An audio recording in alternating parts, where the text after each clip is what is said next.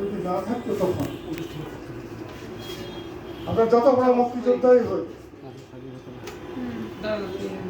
আমাদেরকে মনে রাখতে হবে সেদিন ইয়াহিয়া খান যে ইন্ডিয়া আমাদেরকে সহযোগিতা করার কারণে, শরণার্থী দিয়ে সাহায্য সহযোগিতা করার কারণে এবং অন্যান্য সামগ্রিক অস্ত্রশস্ত্র ট্রেনিং সত্যি সহযোগিতা করার কারণে এক পর্যায়ে Pakistan declare war against India. এই এখন বলছে যে I declare war against India. আজ শ্রীমতী গান্ধী বলছেন যে we accept it, cordially accept ইট।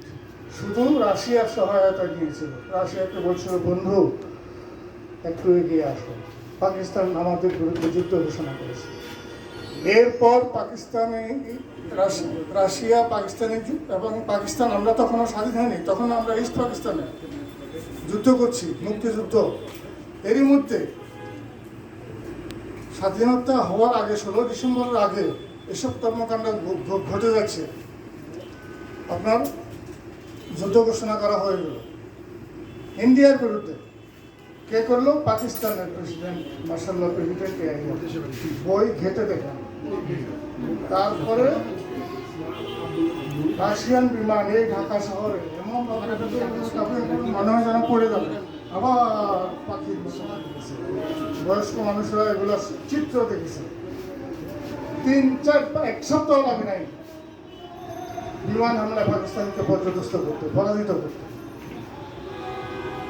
পাকিস্তান যখন দেখলো যে না আর টিকে থাকা সম্ভব না, পাকিস্তান তো দূরে থাক, পাকিস্তানের অস্তিত্ব নিয়ে টানাটানি শুরু হলো, তখন বন্ধ করে দিত। বিজয় হলো ইন্ডিয়া। ইন্ডিয়া পর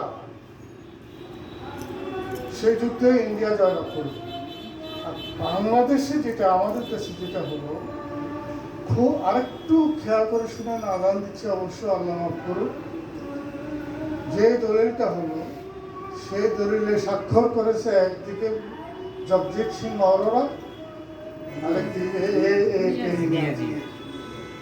আমাদের মুক্তিযুদ্ধের সর্বাধিনায়ক কর্নেল এজি উসমানী সাহেব। সেখানে কোনো স্বাক্ষর বা সাক্ষী বা উইটনেস কিছুই ছিল না,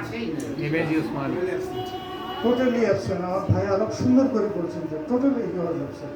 তার অ্যাবসেন্ট থাকারও একটা কারণ ছিল, সে কারণটা অবশ্য এখানে না বলাই ভালো।